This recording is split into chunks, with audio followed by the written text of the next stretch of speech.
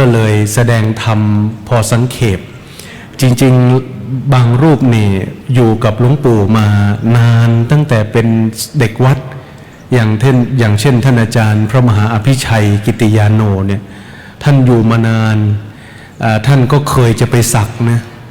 เคยจะไปสักทำไมถึงจะไปสักเพราะหลวงปู่ท่านก็สักหลวงปู่ท่านสักที่แขนของท่านแขนของท่านทั้งซ้ายและขวาถ้าญาติโยมไม่สังเกตจะไม่เห็นและที่ต้นขาของหลวงปู่ก็จะสักรูปช้างอย่างหนึ่งและอีกข้างหนึ่งน่าจะเป็นรูปนกหรือรูปม้านี่แหละนะต้องดูรายละเอียดก็จะเห็นหลวงปู่ท่านก็ห้ามโดยเหตุว่าเรื่องราวเนี่ยอาตมาจริงๆก็จำจากท่านไม่ค่อยได้จริงๆท่านมีเรื่องเกี่ยวกับหลวงปู่หลายเรื่องแต่ว่าพอเราพร้อมช้าเวลามันยืดพอท่านแสดงธรรมได้สัก2 ทุ่มกว่าแล้วเนี่ยท่านก็ก็พอสมควรแก่เวลาแล้วเนี่ยเพราะว่าถือคติตามเมืองเหนือนิยมนะเมืองเหนือเขาถือคติว่าเตดน้อยสถาหักเตดนักสถาจังเนี่ยอันนี้คติที่พระสงฆ์เราเวลาไปเทศเนี่ยเราจะคำนวณเวลาบางครั้งของดีแต่อัดไปด้วยกาลเวลาที่มันยืดยาวจากของดีก็กลายเป็นรับไม่ได้คือผู้ฟังไม่สามารถที่จะรับได้ก็เป็นที่น่าเสียดายว่าของดีแต่ไม่ได้รับไปสรุปแล้วคือท่านพระมหาอภิชัยนั้นท่านก็ไม่ได้ไปสักตอนแรกท่านตั้งใจว่าจะไปสักเพราะว่าเห็นว่าหลวงปู่นี่มีรอยสักแต่หลวงปู่ท่านพูดอะไรสักอย่างนี่แหละเดี๋ยวมีโอกาสคงให้ท่านมาเป็นพิธีกรเพื่อท่านจะได้เล่าอะไรให้ฟัง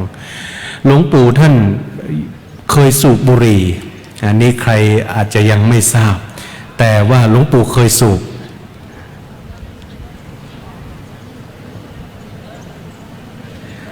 เมื่อสมัย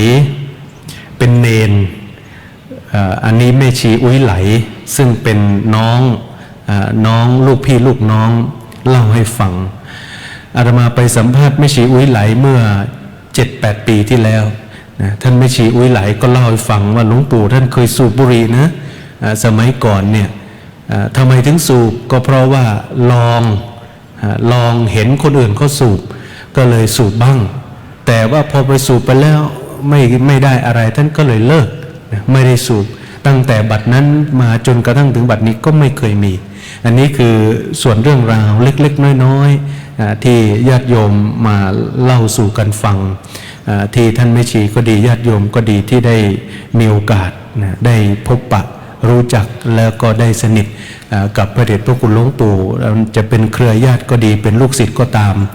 ได้มาเล่าสู่กันฟังท่านพระมหาอภิชัยนั้นท่านอาตมายกตัวอย่างท่านหลายเรื่องหน่อยเพราะว่าท่านอยู่กับหลวงปู่มานานแต่ว่าเสียดายที่วันนั้นท่านมีโอกาสได้พูดน้อยได้เล่าน้อยท่านก็เกรงใจกับญาติโยมสาธุชนทุกท่านที่มาร่วมพิธีเกรงจะดึกเกินไปอันนั้นญาติโยมถ้าอยากฟังก็เจริญพรขยับขึ้นมาเนี่ยตรงนี้จะไม่มีชื่อติดอยู่แสดงว่าไม่มีคณะท่านเจ้าภาพโยมขยับขึ้นมาได้ถ้าโยมท่านใดขยับมานั่งแถวหน้าขอให้โคโรนาไม่ติดนะโยมนะถ้าโยมขยับขึ้นมาเนี่ยโคโรนาไม่ติดนะแต่ถ้าโยมกลัวกำเมืองเปิ้นบอกว่ากลัวล้ำจั่งตายอายล้ำจั่งเต้ากลัวล้ำจั่งตายอายล้ำจั่งเต้ากลัวเกินไปก็ตายไม่ใช่ไม่ตายนะโยมนะบางทีไม่ได้ตายเพราะโรคเลยโยมตายเพราะความกลัวนี่แหละนะเพราะมันกลัวจนเกินไปแล้วก็อายล้ำจั่งเต้านะเปิ้นว่าอายล้ำจั่งเต้าเพราะฉะนั้นอาตมาว่าสุภาษิตนี้ดีแต่ว่าใครที่เป็นเราก็ใช้หน้ากากใช้แมสใช้มาสก์ก็ได้แล้วแต่เขาจะเรียกก็ปิดเอาไว้อาตมาได้รับการถวายเจลล้างมือนี่2 หลอดจริงๆอาตมาพกประจำตัวนี่1 หลอดใช้ไม่หมดนะโยมนะก็อะไรที่ป้องกันได้รักษาได้ก็ดูแลกันไปแต่อย่างที่บอกว่าเราดูแลตัวเราเองก็เป็นประโยชน์ถือว่าเป็นการรักตัวเองและรักผู้อื่นดังนั้นก็ขอเจริญพรญาติโยมขยับขึ้นมาตอนนี้ใกล้เวลาอีก3 นาที อาตมาพยายามที่จะให้เริ่มประมาณ 19:15 นาทีถ้าโยมขยับมาฝั่งนี้ก็ได้โยมถ้านั่งเพราะตอนนี้เราใส่หน้ากากเข้าหากันแล้วนะโยมนะเราใส่หน้ากากเข้าหากันก็เลยไม่แน่ใจกันแล้วตอนนี้เพราะฉะนั้นโยมขยับมาฝั่งนี้ก็ได้กระจายอาตมาเชื่อมั่นโยมเพราะเจ้าหน้าที่สาธารณสุขเขามาทำการพ่นยาที่เกี่ยวกับการฆ่าเชื้อโรคไปหมดแล้วสำหรับที่นี่แล้วก็อาตมาเชื่อมั่นในความร้อนของแดดเมืองไทยว่าแดดเมืองไทยเนี่ยมันเผาผลาญไปแล้วกลางวันเนี่ยถ้าโยมมาโยมจะรู้สึกถึงว่าโอ้โหอันนี้คือหน้าร้อนเดือนเมษาแล้วเดือนมีนาและเดือนเมษาไม่ต้องพูดถึงนะโยมนะเพราะว่าไวรัสมันก็คงเดี้ยงไปแล้วล่ะนะเพราะว่าความร้อนมันก็คงไม่ไหวอันนั้นโยมก็มั่นใจในการที่เจริญพรขยับมาฝั่งนี้ก็ได้นะโยมนะทางนู้นมันจะหนักไปก็ขยับมาทางนี้ด้วยก็ได้นะขยับขึ้นมาอีก2 นาทีถ้าโยมขยับปุ๊บอาตมาเริ่มทันทีเลยนะโยมนะวันนี้จะได้ฟังเทศจากพระนาคหลวงจากเมืองพะเยาท่านพระมหาจุมพลศรีหพโลนั้นเป็นนาคหลวงที่ได้รับการอุปสมบทในพระบรมราชูปถัมภ์ของพระบาทสมเด็จพระเจ้าอยู่หัวของพระบาทสมเด็จพระบรมชนกาธิเบศรมหาภูมิพลอดุลยเดชบรมนาถบพิตรในหลวงรัชกาลที่ 9ท่านเคยมาแสดงพระธรรมเทศนาที่วัดพระธาตุสีจอมทองของเรานั้น1 ครั้งเมื่อวันที่ 27 ธันวาคม พุทธศักราช 2560 ท่านเคยมาแสดงธรรมในงานปริวัติกรรมนั้นเป็นครั้งแรกที่ท่านได้มาแสดงธรรมณวัดพระธาตุสีจอมทองครั้งนี้จะเป็นครั้งที่2ที่ท่านจะได้ มาแสดงพระธรรมเทศนาในค่ำคืนนี้ท่านพระมหาจุมพลศรีหพโลนั้นเป็นผู้ที่มีความรู้ความสามารถไม่จำเพาะในส่วนของบาลีแต่ท่านมีความรู้ความสามารถในเรื่องของประวัติศาสตร์ล้านนาท่านเป็นลูกศิษย์ในพระเดชพระคุณหลวงปู่ใหญ่พระอุบาลีคุณอุปมาจารย์มหาปราชญ์แห่งเมืองภูกามยาวเมืองพะเยาท่านก็มีความสนใจ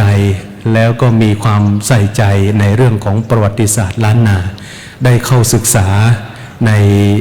ศิลปศาสตร์มหาบัณฑิตสาขาล้านนาศึกษาจากมหาวิทยาลัยเชียงใหม่อันนี้ก็ถือว่าเป็นพระหนุ่มที่ทรงภูมิรู้ภูมิธรรมประวัติของท่านก็ไม่ธรรมดาท่านถือว่าผ่านประสบการณ์นักเรียนบาลีโยมท่านทั้งหลายท่านสอบประโยค6ได้วันเดียวไส้ติ่งแตกแล้ววันอีกวันหนึ่งไม่ได้สอบโยม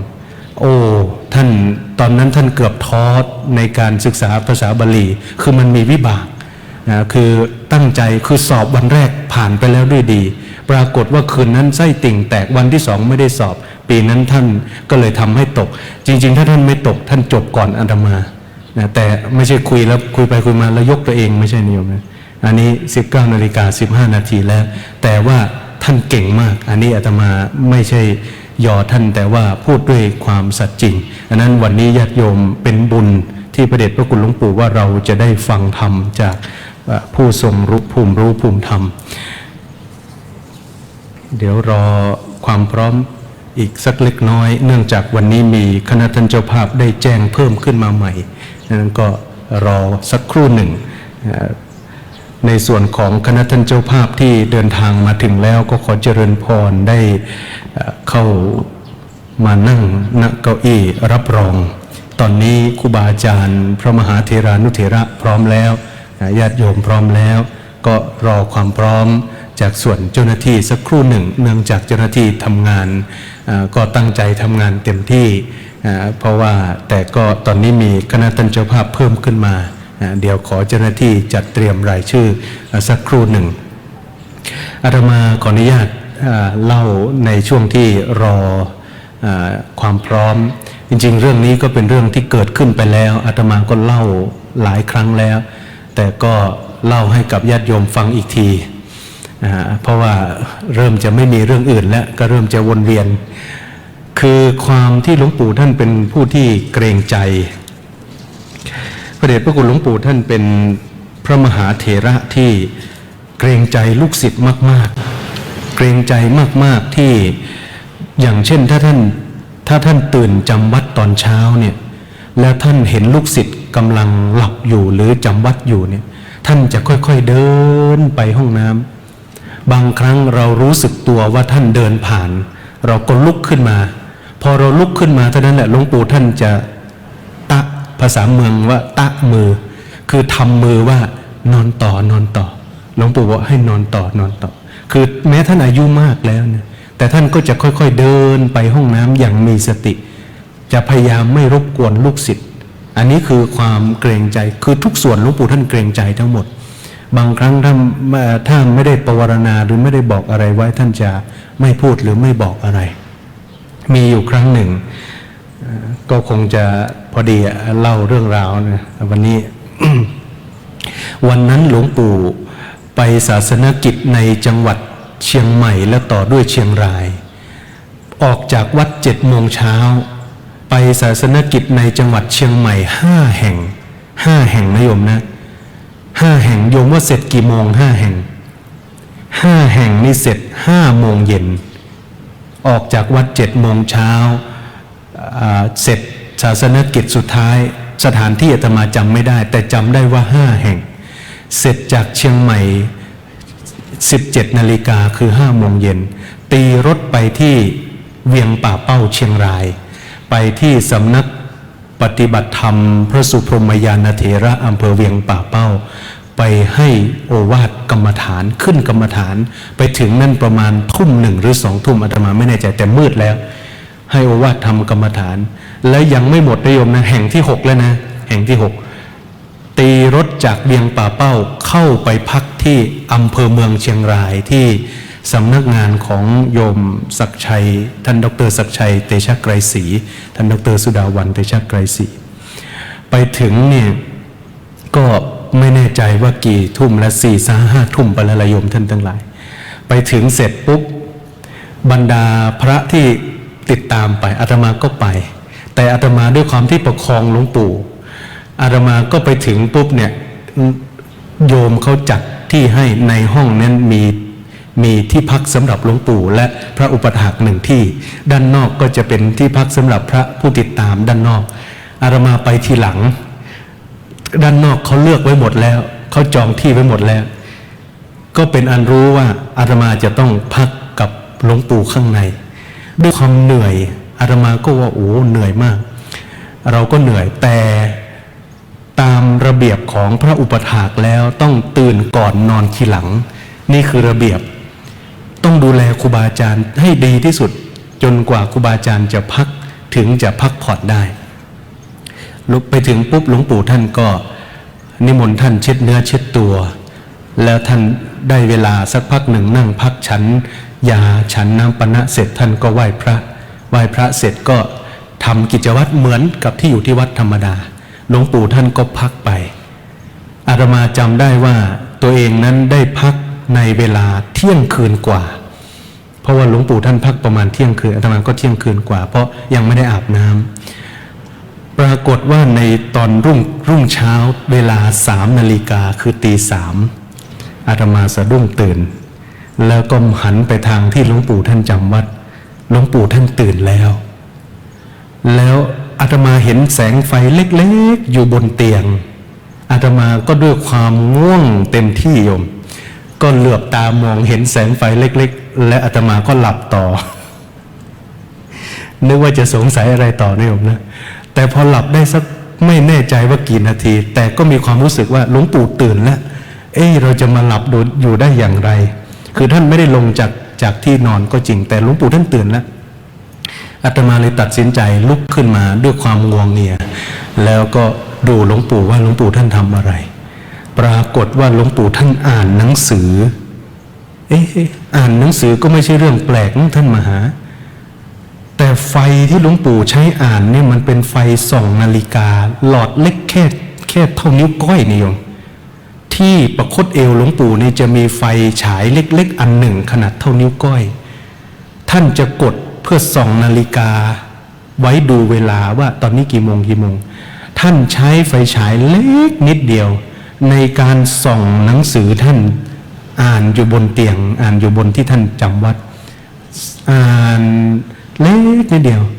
อาตมาเห็นแล้วอาตมาก็รู้สึกว่าโอ้ไม่ได้เราจะมาเอาเปรียบครูบาอาจารย์ได้ยังไง ให้ท่านอ่านหนังสือด้วยไฟหลอดเล็กอาตมาตัดสินใจลุกขึ้นมาแล้วเดินไปเปิดไฟดวงใหญ่ปกติถ้าเป็นที่วัดเนี่ยท่านเจ้าคุณหลวงพ่อเจ้าคุณพระศรีศิลปาจารย์จะมีโคมไฟทิ้งไว้ให้ใกล้ที่หลวงปู่ใกล้หัวนอนเผื่อหลวงปู่ตื่นขึ้นแล้วก็จะเปิดไฟดูหนังสืออ่านหนังสือก็จะว่ากันไป ปรากฏว่าอาตมาพอไปเปิดไฟเสร็จปุ๊บหลวงปู่ก็หันมาถามบัดเดี๋ยวนี้กี่โมงแล้วลูกอาตมาก็บอกว่าตีสามครับหลวงปู่ครับอาตมาก็บอกว่าตีสามครับโอ้ตีสามก็ลูกเดี๋ยวอาจารย์พักต่อแถมสักน้อยหนึ่งหลวงปู่ท่านก็ปิดหนังสือแล้วท่านก็เอนตัวลงนอนลงจำวัดเหมือนเดิมจริงๆแล้วไม่ใช่ว่าท่านต้องการพักนะโยมนะ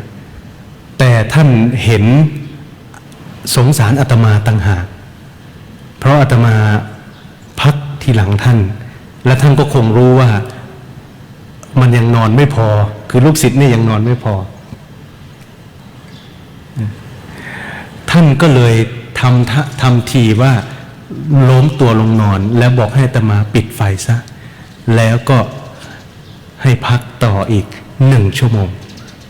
นี่คือความที่ท่านเกรงใจหลวงปู่ท่านเกรงใจมากอันนี้อาตมา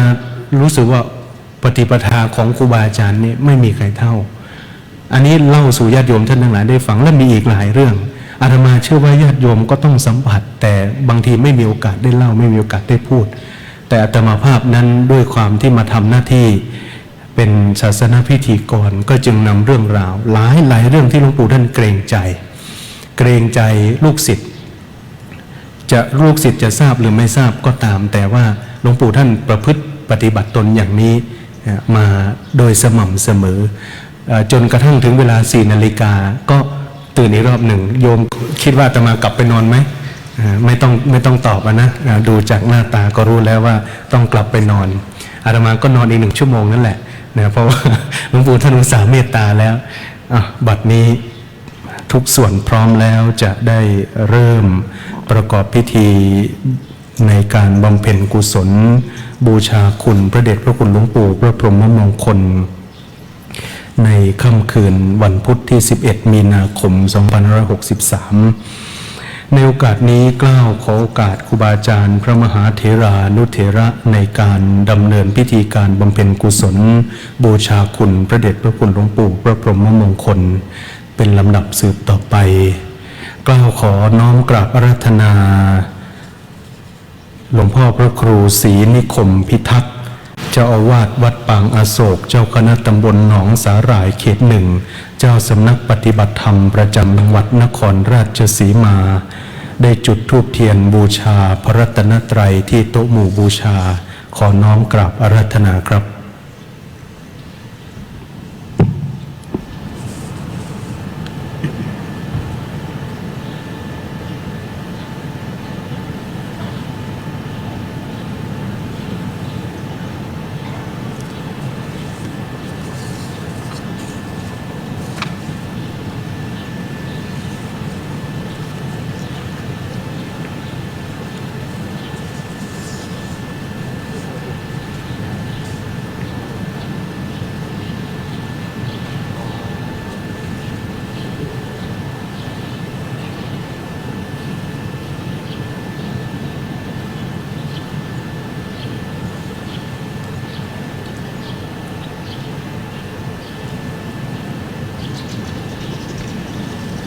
ขอน้อมกราบอาราธนาท่านอาจารย์พระครูอาทรสมาธิวัดผู้ช่วยเจ้าอาวาสพระรามหลวง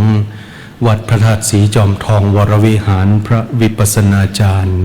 จุดเทียนส่องธรรมที่ธรรมาสน์ขอน้อมกราบอาราธนาครับ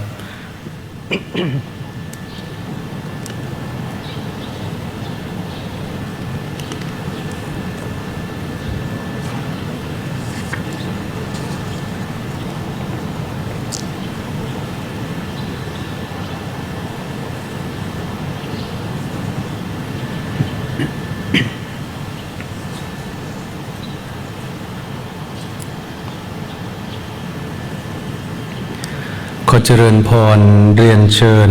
คุณวีรวัตรลิ้มเบญจพลจุดธูปเทียนเครื่องทองน้อยเครื่องล่างเบื้องหน้าโกฐเพื่อบูชาพระเดชพระคุณหลวงปู่พระพรหมมงคลขอเจริญพรเรียนเชิญ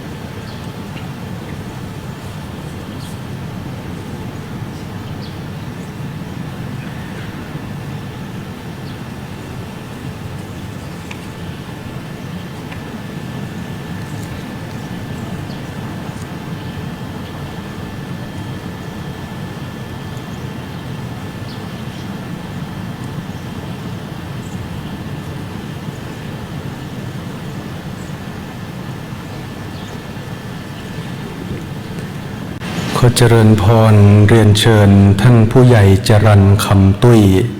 ท่านผู้ใหญ่บ้านหมู่ที่9ตำบลขวงเปาได้น้อมถวายพานขอสมาทานเบญจศีลที่ธรรมาสน์ขอเจริญพรเรียนเชิญ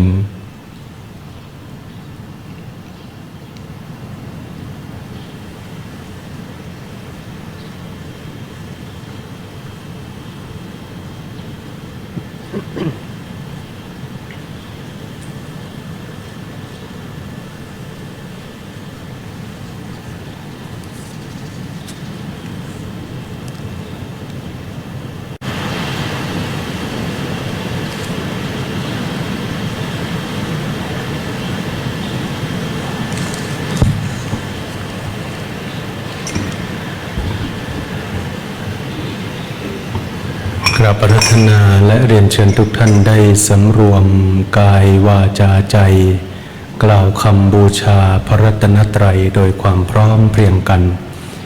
อิมินาสการเรนะ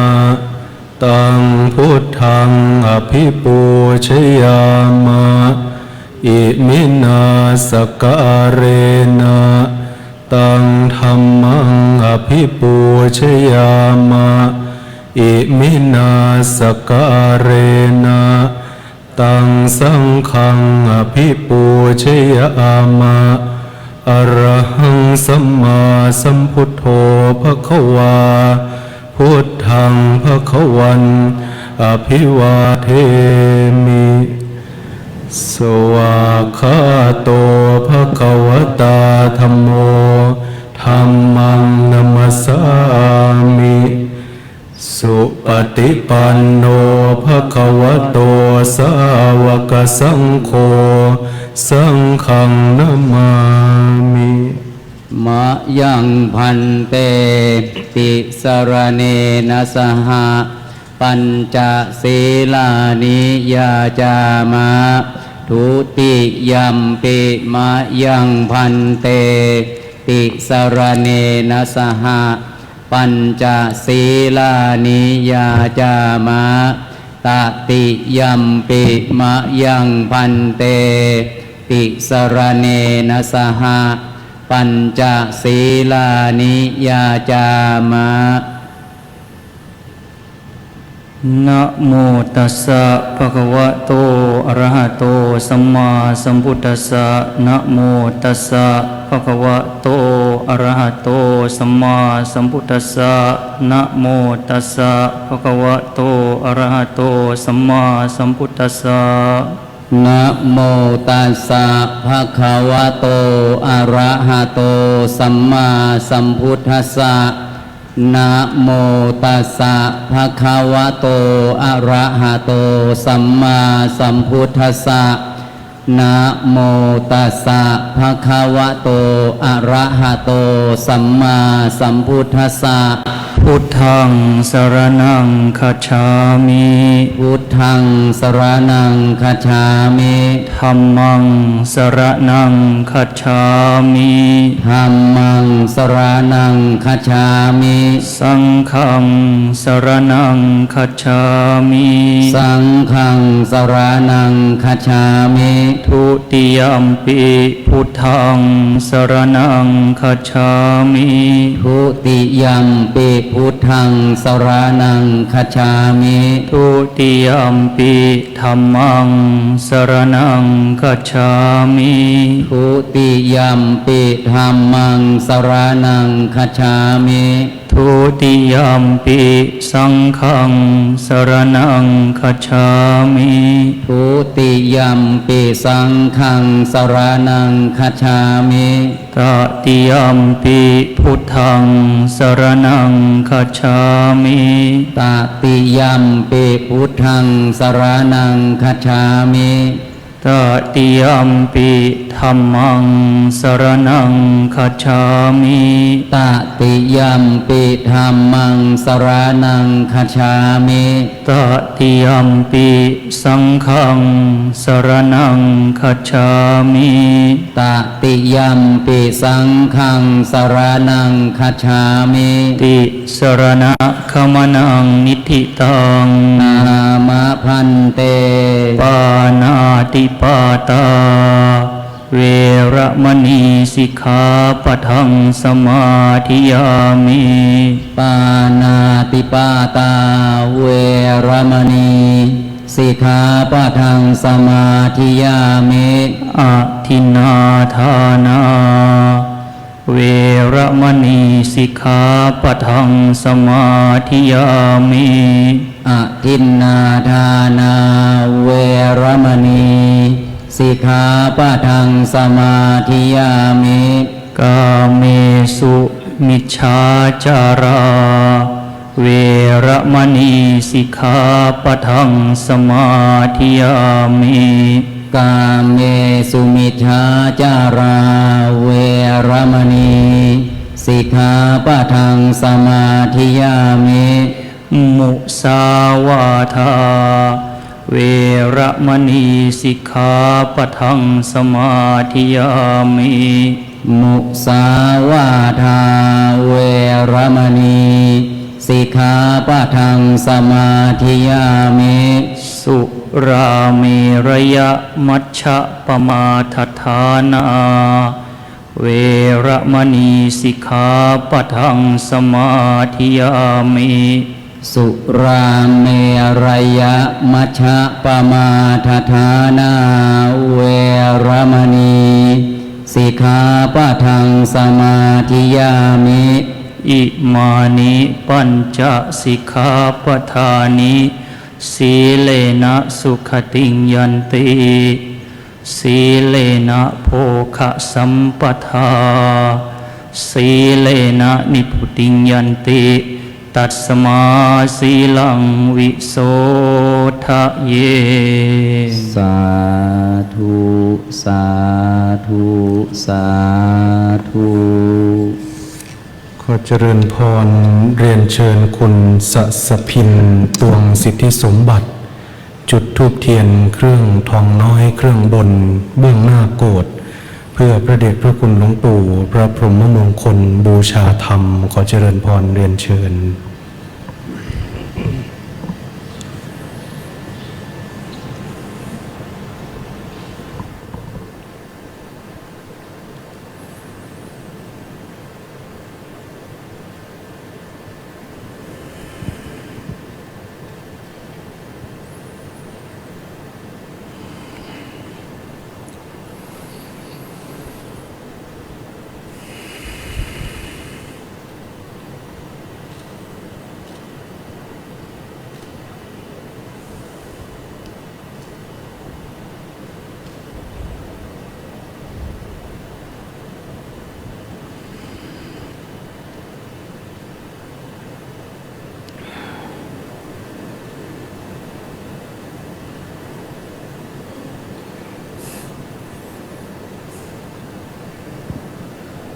พระมา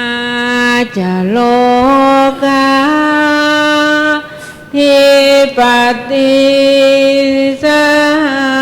มปติกาดอันชลีอันทิวารังอายาจัตถาสันติพระสัตตาปาราชาคาชาติกาเทเสตุธรรมังอนุกรรมพิมังประชังท้าวสหัมบดีพรหมเป็นบรมในพรหมมาทรงฤทธิ์ที่ศักดากว่าบริษัททุกหมู่พรหมน้อมหัดนมัสการประดิษฐานนาทีสมควรแล้วจึงบังคมชุลีบาทพระศาสดาขอพรอันประเสริฐวรเลิศมโหฬารปวงสัตว์ในโลกากิเลสน้อยก็ยังมีขอองค์พระจอมปราดสู่ธรรมาสอันรู้จีโปรดปวงประชานีท่านจงโปรดแสดงธรรมนิมนต์ท่านเจ้าข้าผู้ปรีชาอันเลิศล้ำโปรดแสดงพระสัทธรรมเทศนาพระวาทีเพื่อให้สำเร็จผลแด่ปวงชนบรรดานี้โสภสุขประเสมสีสมดังเจตนาเถิดอาราธนังกโรมา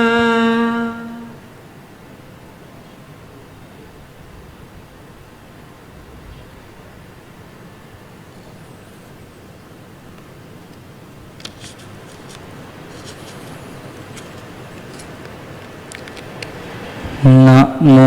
ตัสสะภะคะวะโตอะระหะโตสัมมาสัมพุทธัสสะนะโมตัสสะ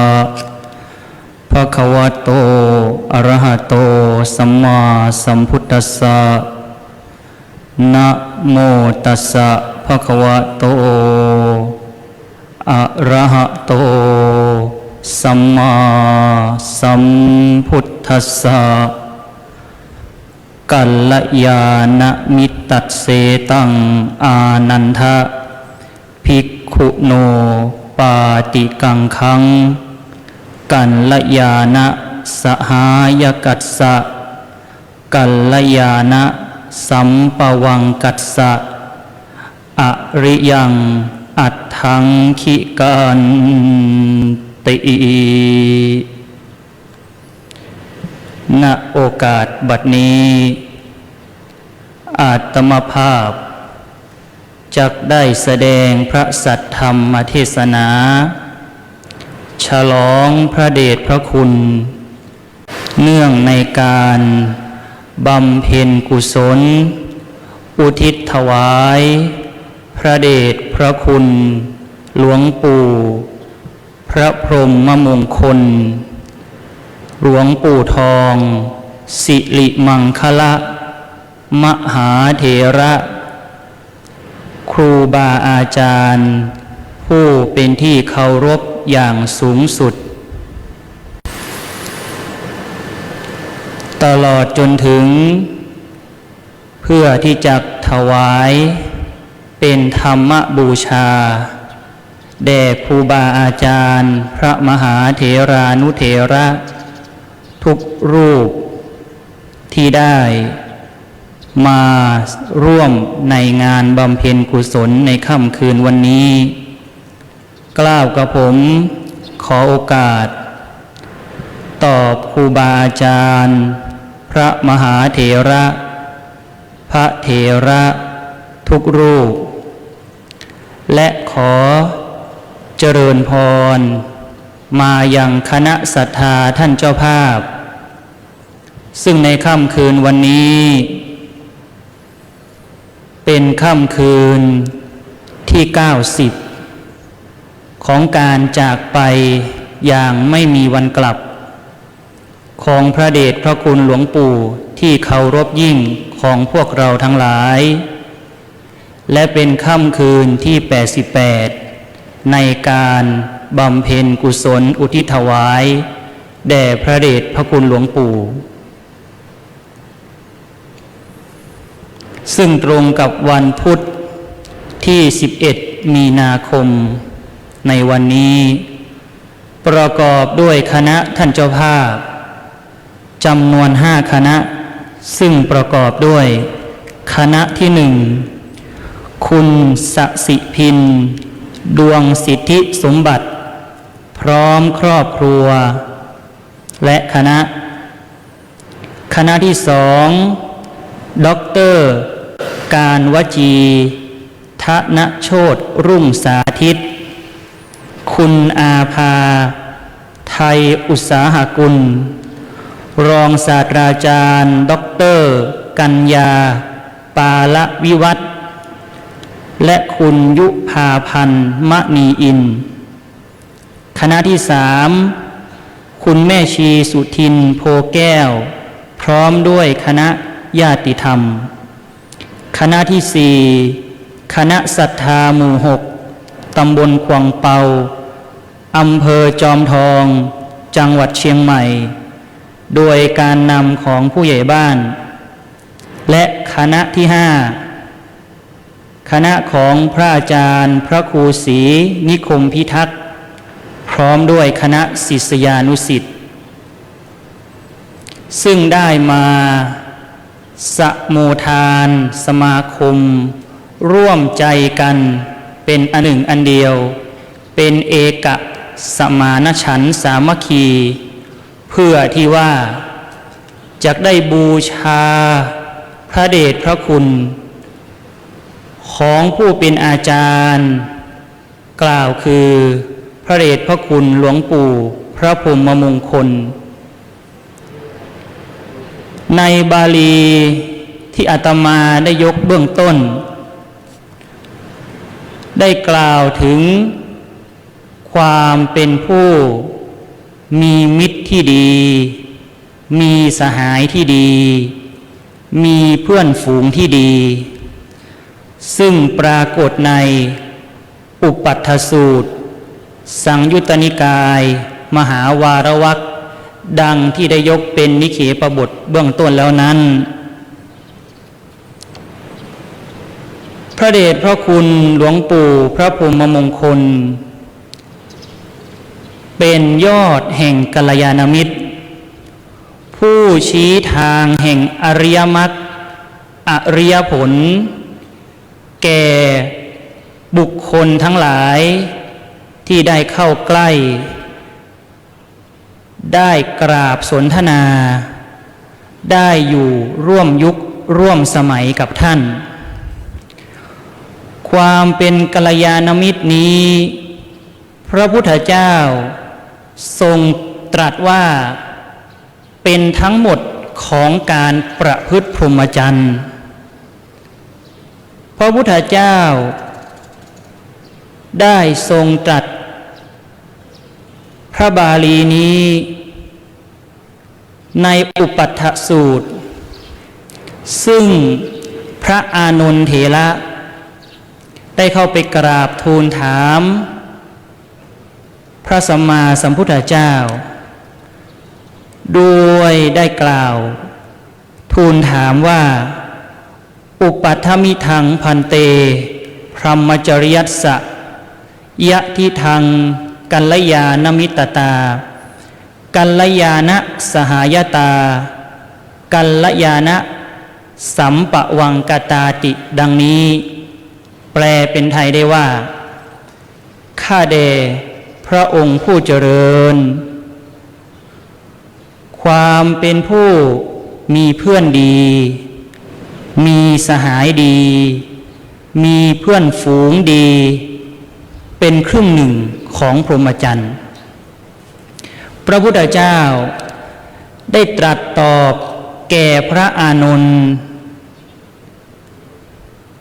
ในเชิงปฏิเสธความคิดนี้ว่ามาเหวังอานันทะอวจะสกละเมวะหิทังอานันทะพรหมจริยังยะทิทังกัลยาณมิตตากัลยาณสหายตากัลยาณสัมปะวังกตากัลยาณมิตเสตังอานันทะภิกขุโนปาติกังขังกัลยาณสหายกัสสะกัลยาณสัมปวังกัสสะอริยังอัตถังขิกังมัคคังภาเวสสติอริยังอัตถังขิกังมัคคังพระหุลีกริสติติแปลเป็นไทยได้ว่าอย่ากล่าวเช่นนั้นเลยอานนท์ความเป็นผู้มีเพื่อนดีมีสหายดีมีเพื่อนฝูงดีสักกลังพรหมจริยังเป็นทั้งหมดของพรหมจรรย์บุคคลที่มีเพื่อนดีมีสหายดีมีเพื่อนฝูงดีจักเจริญอริยมรรคมีองค์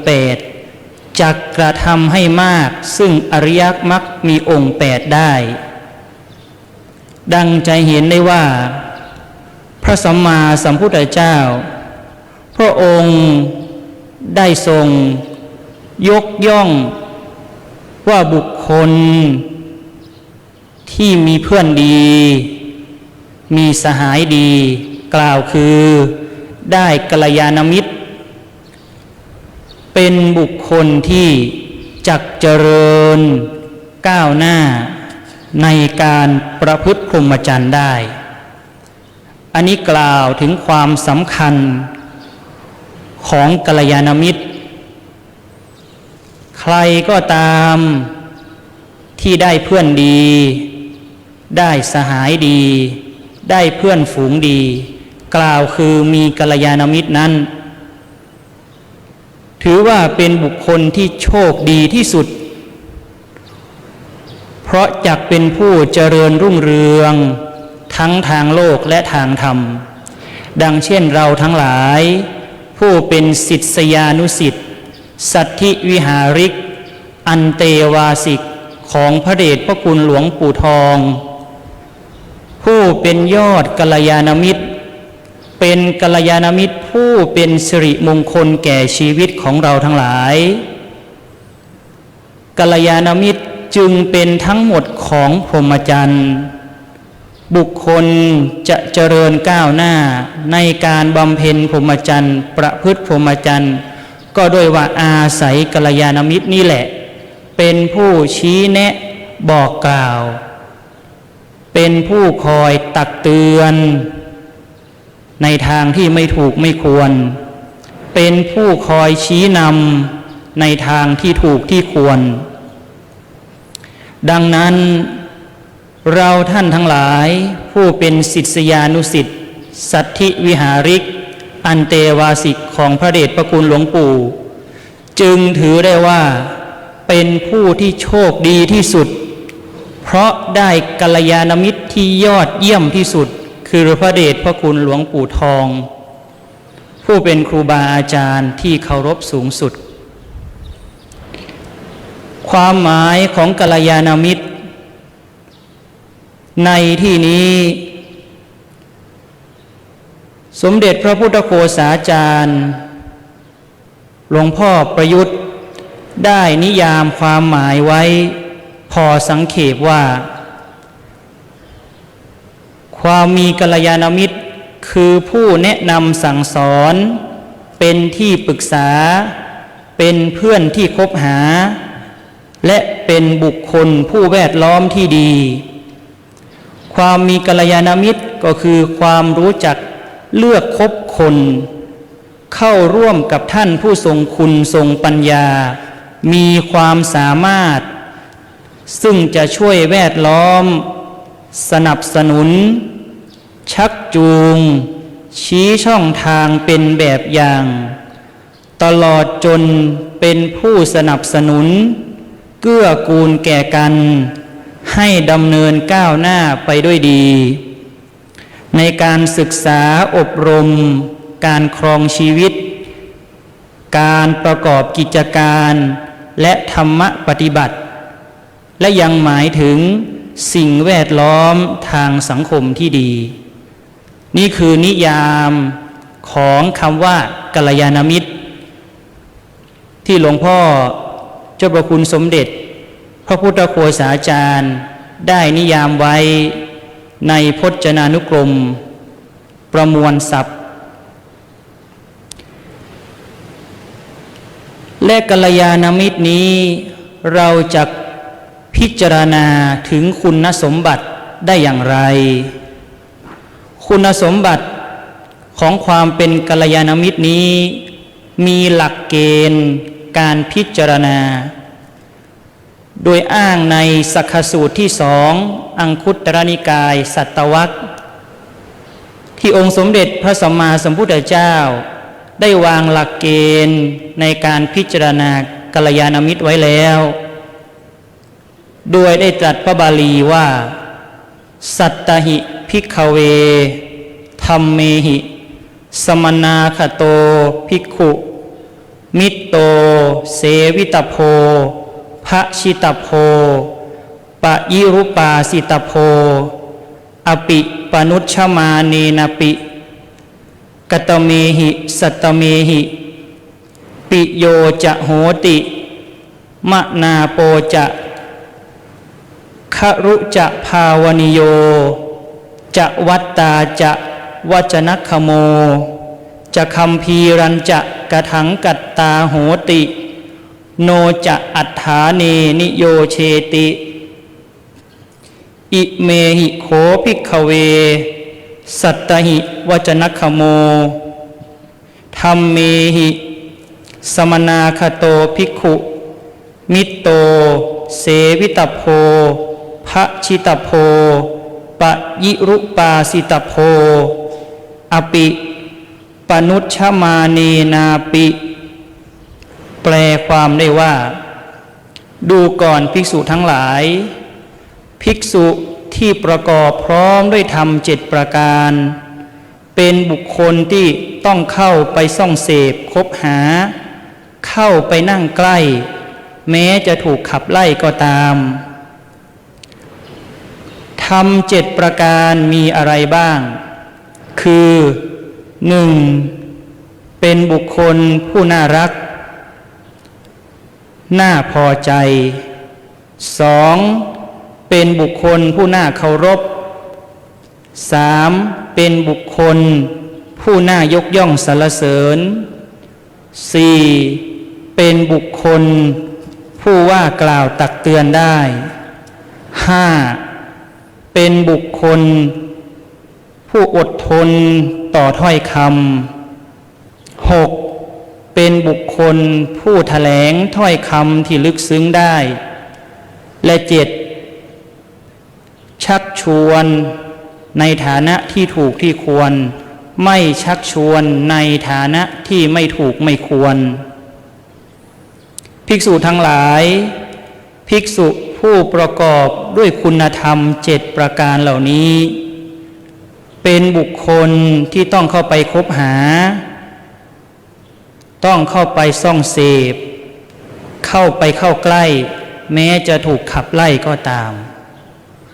คุณสมบัติ7ประการนี้เป็นคุณสมบัติที่ใช้พิจารณาบุคคลผู้สมควรยกย่องว่าเป็นกัลยาณมิตรดังจะได้อธิบายต่อไปว่าปิโยคือเป็นผู้น่ารักน่ารักนี้คือน่ารักในฐานะเป็นที่สบายใจและสนิทสนม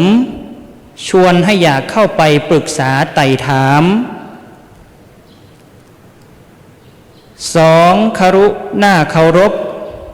คือน่าเคารพในฐานะที่เกิดความรู้สึกอบอุ่นใจเป็นที่พึ่งได้และปลอดภัย 3. น่าเจริญใจมนาโปคือเป็นผู้น่าเจริญใจน่ายกย่องในฐานะที่ทรงคุณคือความรู้และภูมิปัญญาแท้จริงทั้งเป็นผู้ฝึกอบรมและปรับปรุงตนเองอยู่เสมอควรเอาอย่างทำให้ระลึกและเอ่ยอ้างได้ด้วยความซาบซึ้งภูมิใจประการที่ 4. วัตตาจะเป็นผู้รู้จักพูดให้ได้ผลรู้จักชี้แจงให้เข้าใจรู้ว่าเมื่อไหร่ควรพูดอย่างไรคอยให้คำแนะนำว่ากล่าวตักเตือนเป็นที่ปรึกษาที่ดีคุณสมบัติข้อที่ 5. วัจนัคคโมอดทนต่อถ้อยคำคือพร้อมที่จะรับฟังคำปรึกษาซักถามคำเสนอและวิพากษ์วิจารณ์อดทนฟังได้ไม่เบื่อไม่ฉุนเฉียวคุณสมบัติข้อที่ 6. คัมภีรัญจะกะถังกัตตาคือเป็นผู้แถลงเรื่องที่ล้ำลึกได้สามารถอธิบายเรื่องลึกลับซับซ้อนให้เข้าใจและให้เรียนรู้เรื่องราวที่ลึกซึ้งยิ่งขึ้นไปและคุณสมบัติข้อที่ 6. โนจะอัฏฐาเนนิโยชเยข้อนี้สำคัญคือไม่ชักนำไปในอาถานะหมายถึงไม่แนะนำในเรื่องเหลวไหลหรือชักจูงไปในทางเสื่อมเสียคุณสมบัติของกัลยาณมิตร6ประการนี้ได้ปรากฏว่ามีในพระเดชพระคุณหลวงปู่พระพรหมมงคลซึ่งเราทั้งหลายก็ได้ทราบกันดีอยู่แล้วนั้นพระเดชพระคุณท่านได้ทุ่มเทอุทิศแรงกายแรงใจเพื่อที่จะสร้าง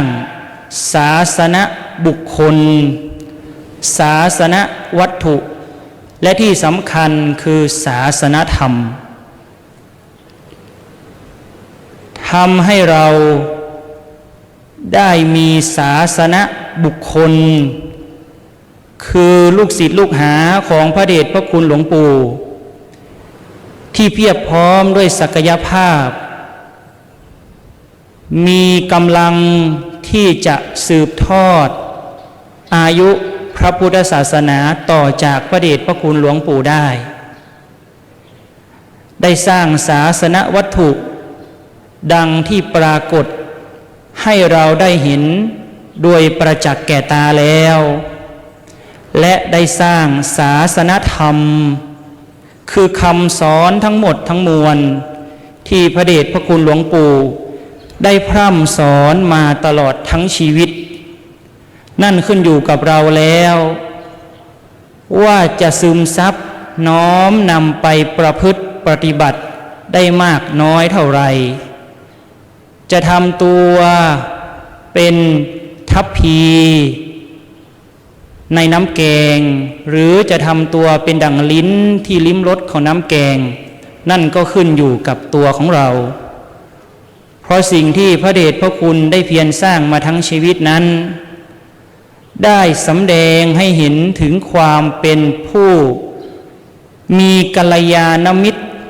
มีกัลยาณธรรมอย่างเปี่ยมล้นในหัวใจหากไม่ได้พระเดชพระคุณหลวงปู่คอยชี้นำพร่ำสอนคอยว่ากล่าวตักเตือนแล้วหลายท่านอาจจะได้คลาดจากสัมมาทิฏฐิสัมมาปฏิบัติได้แต่ด้วยพวกเรามีพระเดชพระคุณหลวงปู่เป็นกัลยาณมิตรที่ยอดเยี่ยมที่สุดจึงได้ดำเนินไปบนเส้นทางของสัมมาทิฏฐิดำเนินอยู่บนเส้นทางของสัมมาปฏิบัติสามารถประคับประคองชีวิตของตนให้ดำรงอยู่อย่างปลอดภัย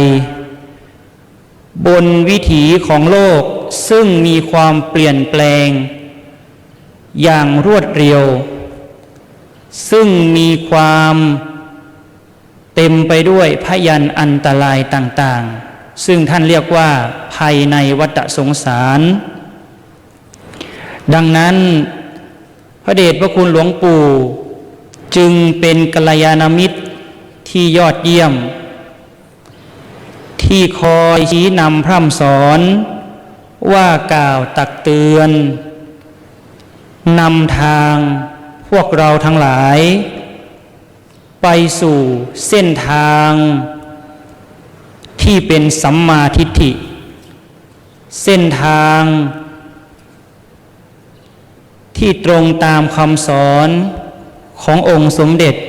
พระสัมมาสัมพุทธเจ้าดังได้กล่าวแล้วนั้นเราท่านทั้งหลายที่เป็นศิษยานุศิษย์ย่อมพิจารณาเห็นคุณสมบัติคุณธรรมของความเป็นกัลยาณมิตรที่มีอย่างเปี่ยมล้นในตัวของพระเดชพระคุณหลวงปู่ซึ่งได้เป็นแบบอย่างให้แก่พวกเราทั้งหลายที่จะสืบต่อสานต่อน้อมนำคำสอนของพระเดชพระคุณไปประพฤติปฏิบัติให้ได้สมดั่งมโนปณิธานของพระเดชพระคุณที่ได้เพียรสร้างศาสนบุคคลศาสนวัตถุและศาสนธรรมเอาไว้นั้นความเป็นผู้มีกัลยาณมิตรด้วยได้พระเดชพระคุณหลวงปู่เป็นกัลยาณมิตรที่ยอดเยี่ยมนั้นจึงเป็นอุดมมงคลเป็นมงคลแก่ชีวิตของพวกเราทั้งหลายแม้กระทั่งตัวของอาตมาเองซึ่งในชีวิตนี้ได้มีโอกาสสนองพระเดชพระคุณหลวงปู่ซึ่งครั้งหนึ่งอาตมาได้ร่วมเป็นทีมงานในการรวบรวมเรียบเรียงพระตีกาฉบับล้านนาหรือตีกาของอัตถกถาพระไตรปิฎกฉบับล้านนาและได้มีโอกาสเข้าไปสัมผัสถึงปฏิปทาจริยวัตรแม้เพียงเล็กน้อยก็ยังทราบซึ้งได้ถึงความเป็นผู้มีจิตใจ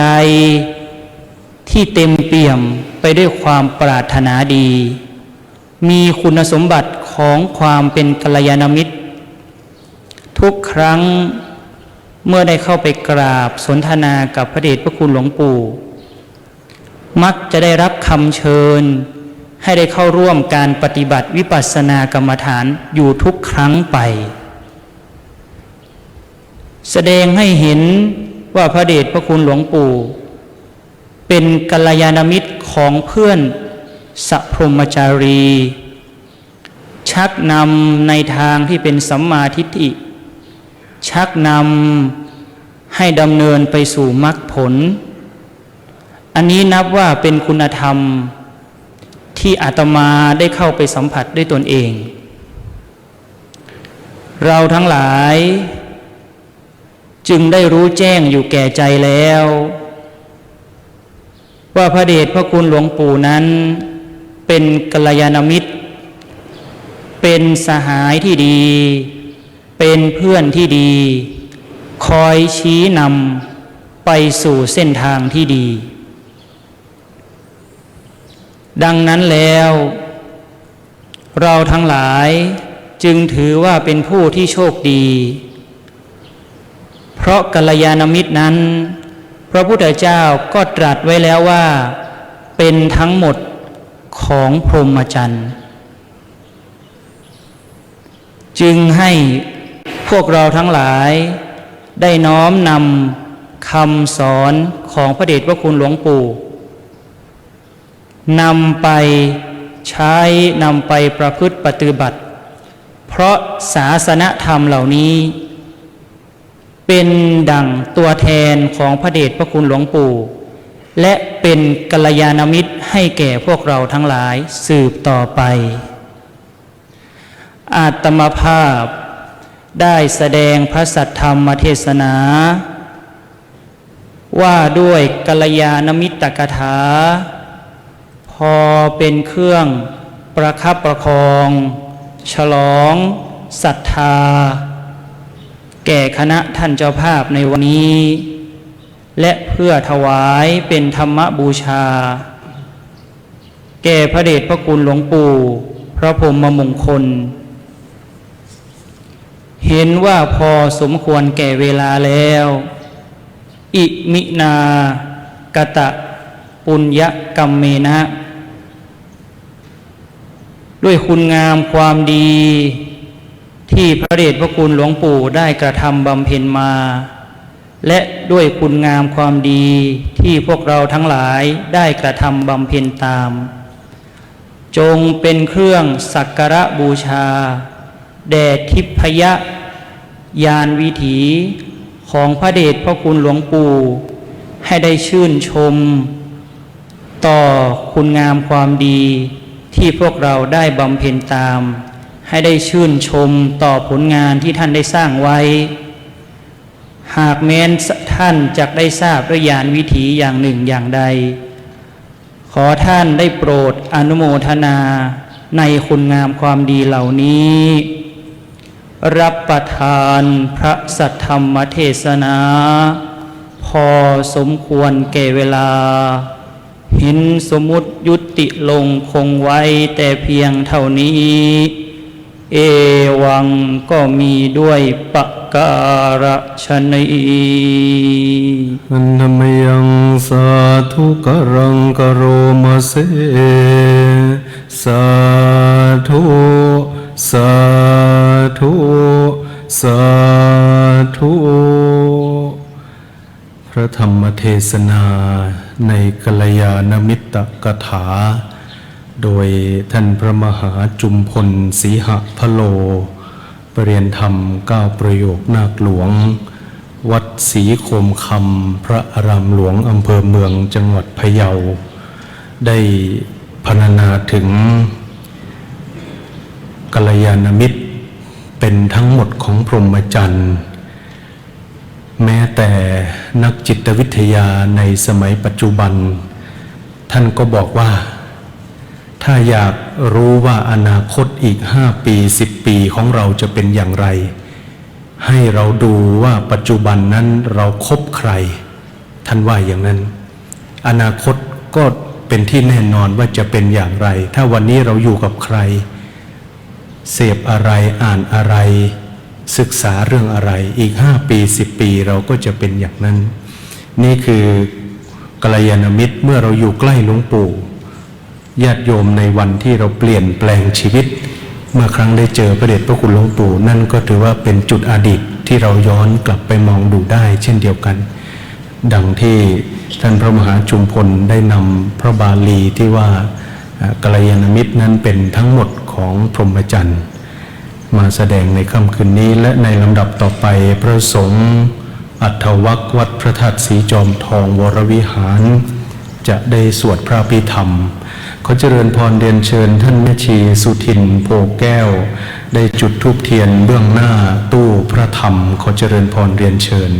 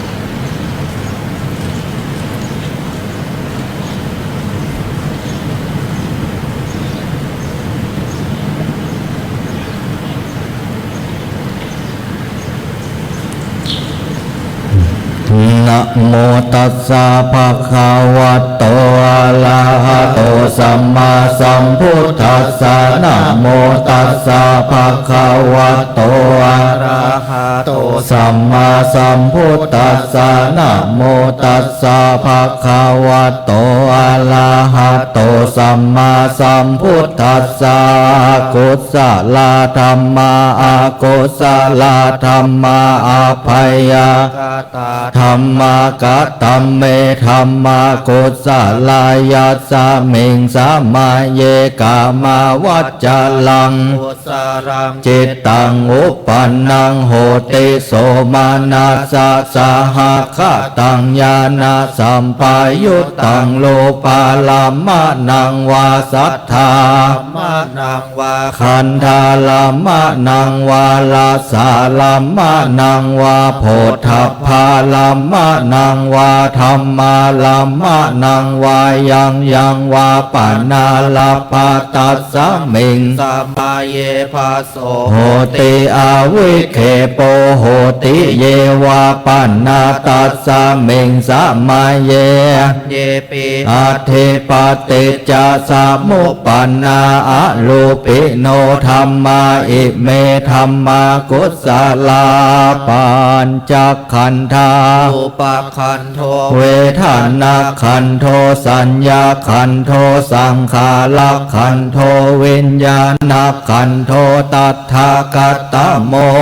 ปขันโทยังกินเจโลปังอาเตตานาคตาปัจจุปันนังอาจัตตังวาภาเหทาวาโอลาเลกังวาสุขุมังวาเหนังวาปาเนตังวายังทุเลวาสันติเกตัเถกัจฉังอาภิสัญโยหิตวาภิสังเคปิตวาอายังวุจจติรูปักขันโทสังฆโหอะสังฆโหสังฆหิเตนะอะสังฆหิต ตังอาสังคาหิเตนะสังคาหิตังสังคาหิเตนะสังคาหิตังอาสังคาหิเตนะอาสังคาหิตังสัมปโยโควิปโยโคสัมปยุตเตนะวิปยุตตังวิปยุตเตนะสัมปยุตตังอาสังคาหิตังชาปัญญติโยขันธปัญญติอายตนะปัญญติธาตุปัญญติสัจจะอินตริยปัญญติปุคคลาปัญญติกิตาวัตตาปุคคลานังปุคคลาปัญญติสัมมายะเวมุตโตสัมมายะเวมุตโตกุปะธัมโมอะกุปะธัมโมปะเลหานะธัมโมอะปะเลหานะธัมโมเจตนาภัพโพอนุรักขันนาภัพโพชะโนโคตรภูภัยโยปะละโตอะภัยโยปะละโตภัพพาคะมะโนอะภัพพามโนเนยโตอะเนยโตปฏิปันนะโกภะเลทิโตอะระหะหัตตยปฏิปันโนปุคขะโลอุปะลาภติสัจจิกัตถะปะละมัตเถนาติอามันตโยสัจจิกัตโถปะละมัตโถตะโตโสปุคขะโลอุปะลาภติสัจจิกัตถะปะละมัตเถนาตินะเหวังวัตตเพชานาหินิฆะหังหันจิปุคขะโลอุปะลาภติสัจจิกัตถะปะละมัตเถนะเตนะวัตตะเลวัตตเพโยสัจจิกัตโถปะละมัตโถตะโตโสปุคขะโลอุปะลาภติสัจจิกัตถะปะละมัตเถนะติมิจฉาเยเกจิกุสลาธัมมาสัพเพเตกุสามูราเยวะปันนากุสลาโมลาสัพเพเตธัมมากุสลาเยเกจิกุสลาธัมมาสัพเพเตกุสลาโมเลโมลาเยวะปันนากุสลาโมเลนะเอกะโมลาสัพเพ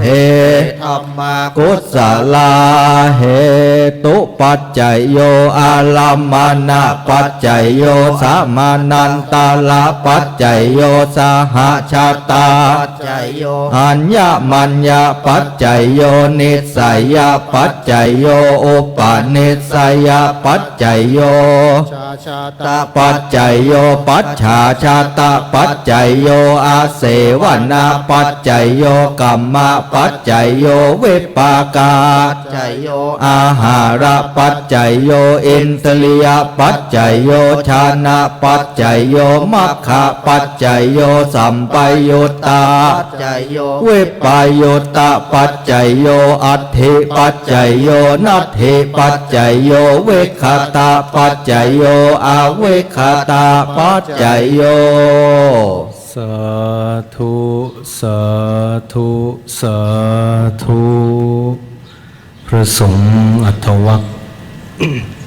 วัดพระธาตุศรีจอมทองวรวิหาร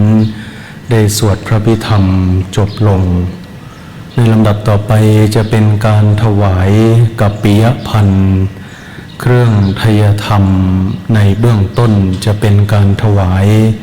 กัปปิยพันธ์เครื่องไทยธรรมบูชาคุณพระพุทธโดยเจ้าหน้าที่ได้จัดเตรียมไว้เบื้องหน้าโต๊ะหมู่บูชาขอเจริญพรเรียนเชิญท่านผู้อำนวยการโสพลมาลารัตน์ท่านผู้อำนวยการโรงเรียนเตียนอ่างอำเภอฮอดจังหวัดเชียงใหม่ได้เป็นผู้แทนคณะท่านเจ้าภาพได้น้อมถวายกัปปิยพันธ์เครื่องไทยธรรมบูชาคุณพระพุทธขอเจริญพรเรียนเชิญ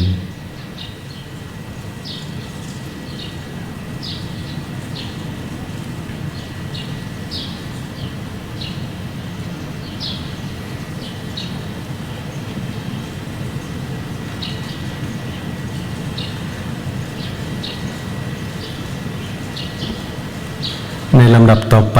จะเป็นการถวาย กัปปิยพันธ์อันสมควรแก่สมณบริโภคแด่พระมหาจุมพลสีหพโลองค์แสดงพระธรรมเทศนาในโอกาสนี้เกล้าขอน้อมกราบอาราธนาและอัตมภาพขอเจริญพรเรียนเชิญผู้แทนคณะท่านเจ้าภาพ5 คณะได้ถวายกัปปิยพันธ์ดังนี้คณะที่1เกล้าขอน้อมกราบอาราธนาพระเดชพระคุณหลวงพ่อพระครูศรีนิคมพิทักษ์เจ้าอาวาสวัดปางอโศกเจ้าคณะตำบลหนองสาหร่ายเขต 1พระวิปัสสนาจารย์ประจำมหาวิทยาลัยมหาจุฬาลงกรณราชวิทยาลัยเจ้าสำนักปฏิบัติธรรมประจำจังหวัดนครราชสีมาในนามคณะท่านเจ้าภาพคณะที่1ได้ถวายกัปปิยพันธ์ขอน้อมกราบอาราธนาครับ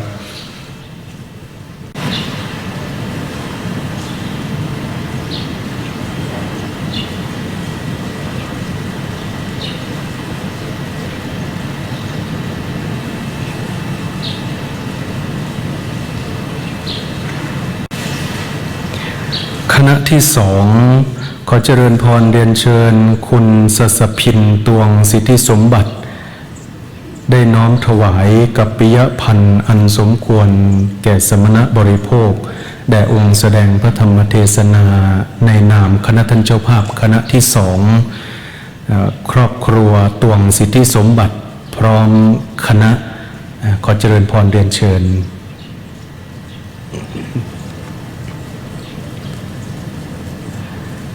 คณะที่3ขอเจริญพรเรียนเชิญท่านดร.การจวจีธนโชติรุ่งสาธิต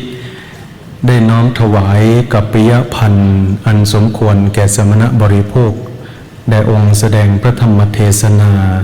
ในนามคณะท่านเจ้าภาพคณะที่3ซึ่งนำโดยท่านดร.การจวจีธนโชติรุ่งสาธิตคุณอาภาไทยอุตสาหกุลรองศาสตราจารย์ดร.กัญญาปาลวิวัฒน์คุณยุภาพันธ์มณีรินขอเจริญพรเรียนเชิญคณะที่4ขอเจริญพรเรียนเชิญท่านแม่ชีสุทินโพแก้วในนามคณะท่านเจ้าภาพคณะที่4นำโดยท่านแม่ชีสุทินโพแก้วพร้อมทั้งคณะญาติธรรมได้น้อมถวายกัปปิยพันธ์อันสมควรแก่สมณบริโภคได้องค์แสดงพระธรรมเทศนาขอเจริญพรเรียนเชิญ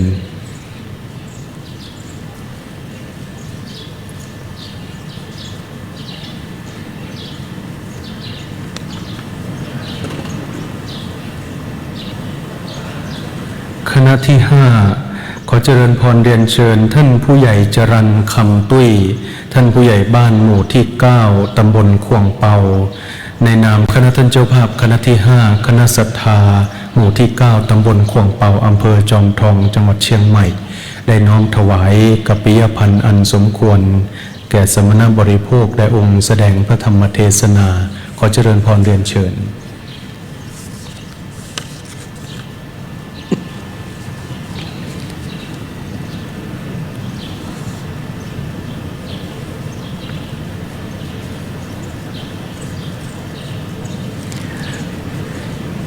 ในลำดับต่อไปจะเป็นการถวายกัปปิยพันธ์อันสมควรแก่สมณบริโภคแด่พระสงฆ์อัฏฐวรรคสวดพระอภิธรรมในโอกาสนี้ขอเจริญพรเรียนเชิญผู้แทนคณะท่านเจ้าภาพ8ท่านได้น้อมถวายกัปปิยพันธ์ดังนี้รูปที่1เรียนเชิญคุณวรรณาคล้ายวรรณภาคล้ายมณีรูปที่2เรียนเชิญคุณบุญเลิศภูมิโคกรักรูปที่3เรียนเชิญคุณมนเทียนศรีนพนิคมรูปที่4เรียนเชิญคุณแม่สมอินปันรูปที่5เรียนเชิญคุณอัจฉริยาปัญญาคงรูปที่6เรียนเชิญคุณปาริชาติผลประเสริฐรูปที่7เรียนเชิญคุณกรองทองสู่สุขและรูปที่8เรียนเชิญคุณเสมอใจแซ่อึ้งขอเจริญพรเรียนเชิญทั้ง8ท่านได้น้อมถวายแด่พระสงฆ์สวดพระอภิธรรมขอเจริญพรเรียนเชิญรูปที่1คุณวรรณภาคล้ายมณีรูปที่2คุณบุญเลิศภูมิโคกรักรูปที่3คุณมนเทียนศรีนพนิคมรูปที่4แม่สมอินปัน รูปที่5คุณอัจฉริยาปัญญาคงรูปที่6คุณปาริชาติผลประเสริฐรูปที่7คุณกรองทองสู่สุขและรูปที่8คุณเสมอใจแซ่อึ้ง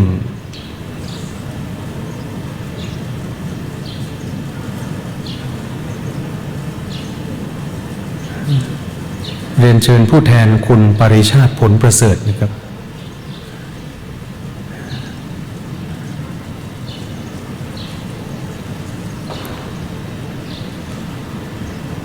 เมื่อถวายเสร็จเรียบร้อยแล้วเรียนเชิญกลับที่นั่งรับรองเดิมนะครับ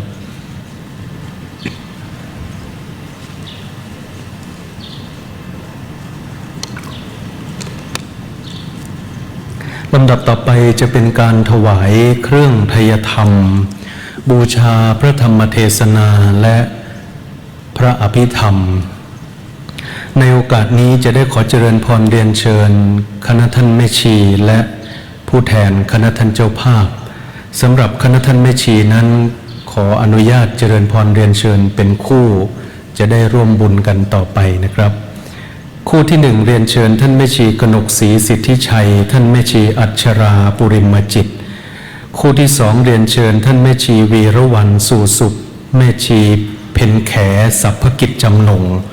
คู่ที่3เรียนเชิญท่านแม่ชีวิภาโตทัพท่านแม่ชีเพ็ญนภารูปที่4เรียนเชิญท่านแม่ชียุพินแสนคำฟูท่านแม่ชีสุดใจโตสูรูปคู่ที่5เรียนเชิญท่านแม่ชีบัวฝังกาวิไลท่านแม่ชีอำนวยสุพิรับรูปที่6เรียนเชิญคุณพ่อมานพเตชะตารูปที่7เรียนเชิญคุณนัชพรสังคมณีรูปที่8เรียนเชิญคุณภูดิตตวงสิทธิสมบัติและรูปที่9เรียนเชิญคุณนัชชุดาจิรพงษ์นันท์ขอเจริญพรเรียนเชิญคู่ที่1ท่านแม่ชีกนกศรีสิทธิชัยท่านแม่ชีอัชราปุริมจิตรูปที่2หรือคู่ที่2ท่านแม่ชีวีระวรรณสู่สุขท่านแม่ชีเพ็ญแขสัพพกิจจำนงรูปที่3ท่านแม่ชีวิภาโตทัพท่านแม่ชีเพ็ญนภารูปที่4ท่านแม่ชียุพินแสนคำฟูท่านแม่ชีสุดใจโตสูรูปที่5ท่านแม่ชีบัวฝางกาบิไลท่านแม่ชีอำนวยสุพิรับรูปที่6คุณพ่อมานพเตชะตารูปที่7คุณนัชพรสังคมณีรูปที่8คุณภูดิตตวงสิทธิสมบัติและรูปที่9คุณนัชชุดาจิรพงษ์นันท์กู้ภัยกู้มันเนอร์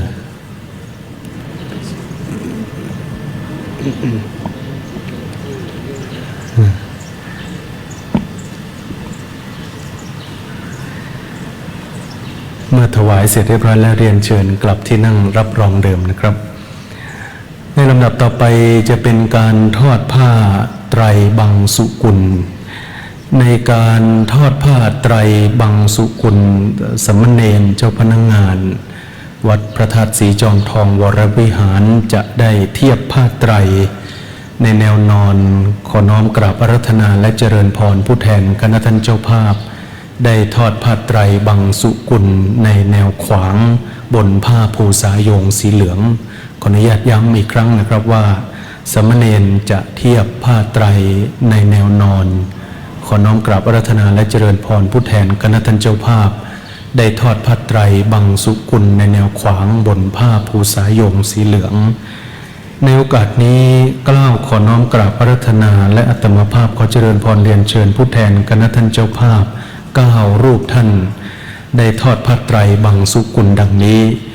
รูปที่1ขอน้อมกราบอาราธนาพระเดชพระคุณหลวงพ่อพระครูศรีนิคมพิทักษ์เจ้าอาวาสวัดปางอโศกเจ้าคณะตำบลหนองสาหร่ายเขต1พระวิปัสสนาจารย์ประจำมหาวิทยาลัยมหาจุฬาลงกรณราชวิทยาลัยเจ้าสำนักปฏิบัติธรรมประจำจังหวัดนครราชสีมารูปที่2เรียนเชิญท่านแม่ชีสุทินโพแก้วรูปที่3เรียนเชิญท่านแม่ชีณประภัทรมณีจันทร์รูปที่4เรียนเชิญท่านดร.การจวจีธนโชติรุ่งสาธิตรูปที่5เรียนเชิญคุณพวงเพชรรอดแก้วรูปที่6เรียนเชิญคุณสสพินตวงสิทธิสมบัติรูปที่7เรียนเชิญคุณวรรณภาคล้ายมณีรูปที่8เรียนเชิญท่านผู้ใหญ่จรัญคำตุ้ยท่านผู้ใหญ่บ้านหมู่ที่9ตำบลขวงเป่าและรูปที่9เรียนเชิญท่านผู้อำนวยการโสพลมาลารัตน์ผู้อำนวยการโรงเรียนเตียนอ่างอำเภอฮอด ขอน้อมกราบอาราธนาและเจริญพรเรียนเชิญทั้ง9รูปท่านนะครับ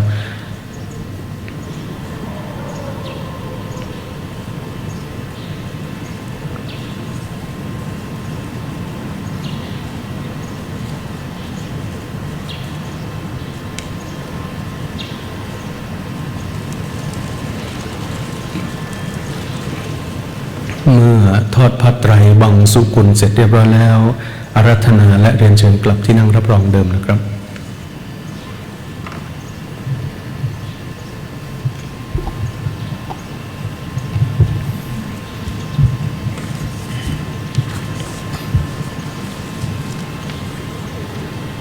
อนิจจาวัตสังขาราอุปาทวยธรรมิโนอุปัชชิตวานิรุชันติเตสังอุปัสสโมสุโข อาราธนาและเรียนเชิญทุกท่านตั้งใจกรวดน้ำรับพร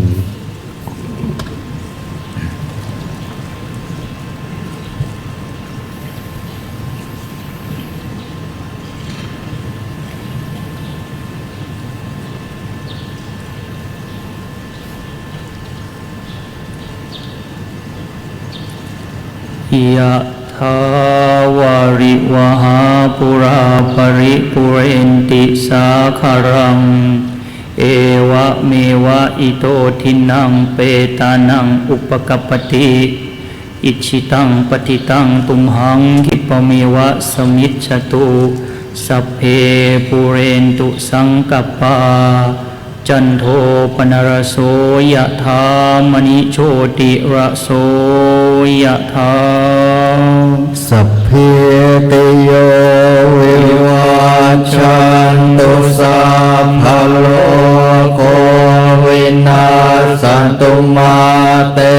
ภวัตวันตรายโยสุขีเทคายุโกภวะอภิวาทนาสิเลสนิจังวุธาปัจจายโนจัตตาโลธรรมาวัฏันติอายุวันโนสุขังภาลังวตุสัมภมังคลังราคันตุสัพพะเทวตาสัพพะพุทธานุภาเวนัสสัทธาโสทิภวันตุเตภวตุสัพพะมังคลังราคันตุสัพพะเทวตาสัพพะธรรมานุภาเวนัสสัทธาโสทิภวันตุเตภวตุสัพพะมังคลังราคันตุสัพพะเทวตาสัพพะสังฆานุภาเวนัสสัทธาโสทิภวันตุเตทันธรรมยังสาธุกรังกโรมาเสสาธุสาธุสาธุอาราธนาและเรียนเชิญทุกท่านได้เจริญจิตตภาวนาเป็นระยะเวลา97วินาทีณบัดนี้นะครับ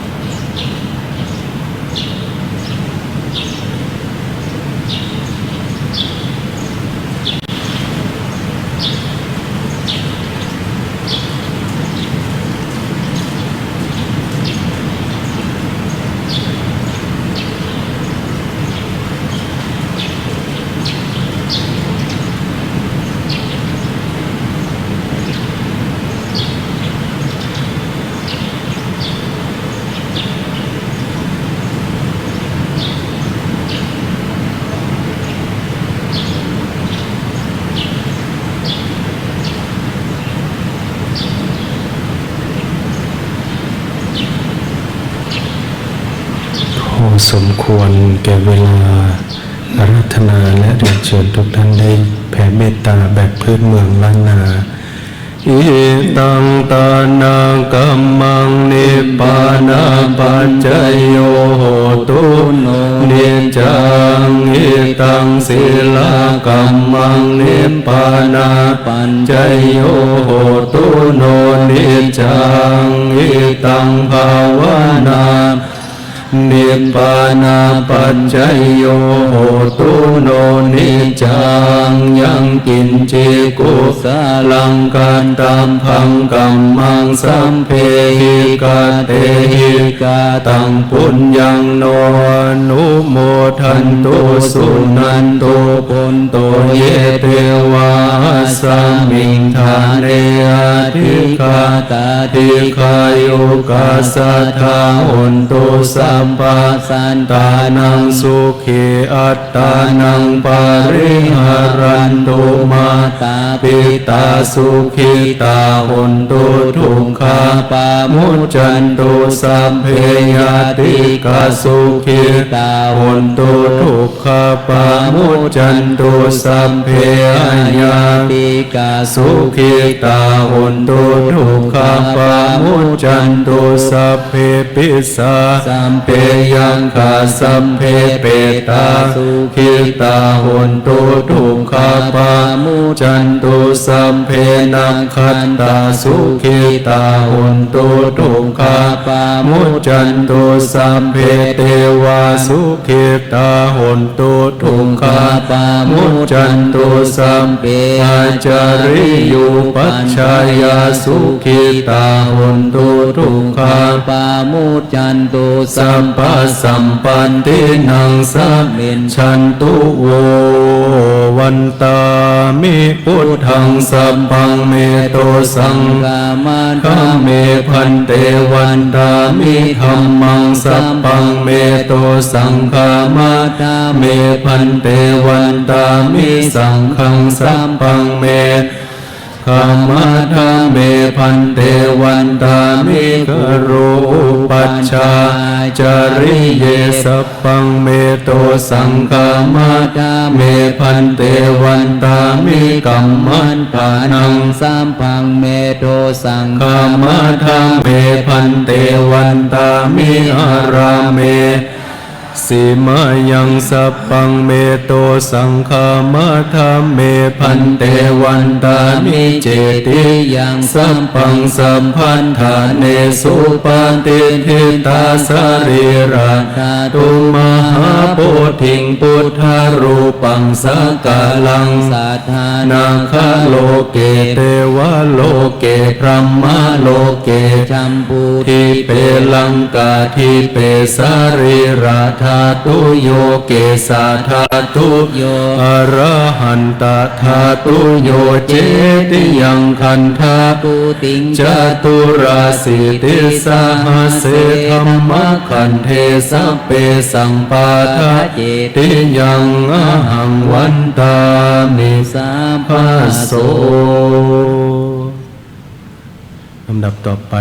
จะได้ขับบทสิริมังคลมหาเถราภิกษุติคาถาบูชาคุณพระเดชพระคุณหลวงปู่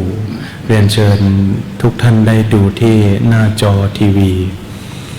สิริธาตา